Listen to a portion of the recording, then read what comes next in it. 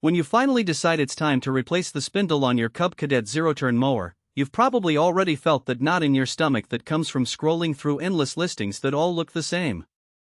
The pictures promise a perfect fit, the titles scream OEM, and the price seems reasonable until the part arrives. You screw it in, and the mower either hums like it used to or suddenly starts shaking like a cheap lawnmower toy. I've been there, and that's why I'm taking a few minutes to walk through the real considerations before you click buy. Link is in the description if you want to check the product details on Amazon. First, let's talk about why a spindle matters. The spindle is the heart of the mower's drive system. It's what transfers the engine's power to the wheels, and any misalignment or incompatibility can cause uneven wear, loss of traction, or even premature failure of the transmission. In the field, the difference between a spindle that slides smoothly into place and one that binds is noticeable the moment you engage the mower's steering lever.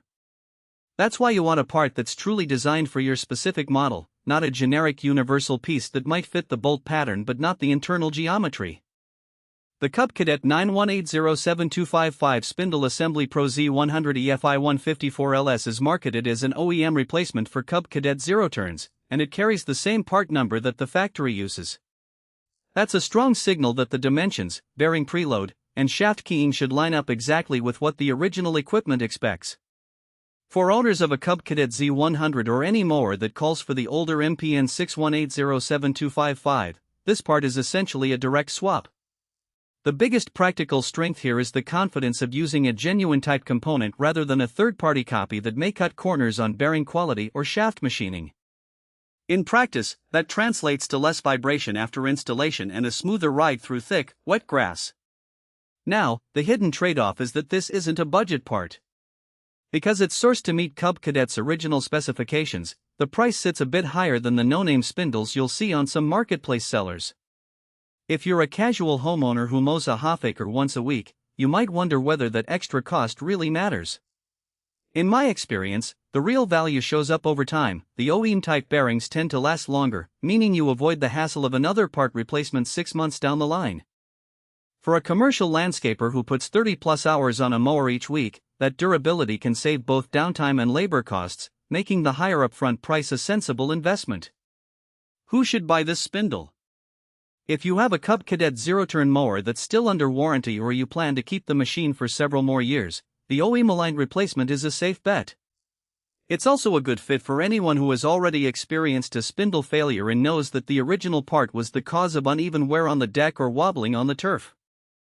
The installation process is straightforward for anyone comfortable with basic mower maintenance. You disconnect the battery, remove the mower deck, slide the old spindle out, and slide the new one in, making sure the keyway aligns.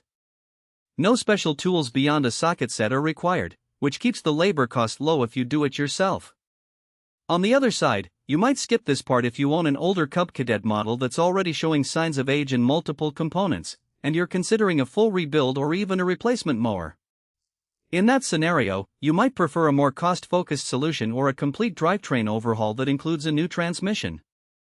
Also, if your mower isn't a zero-turn Cub Cadet at all, say, a different brand or a different Cub Cadet series that uses a distinct spindle design, this part won't work, even though the packaging might look similar.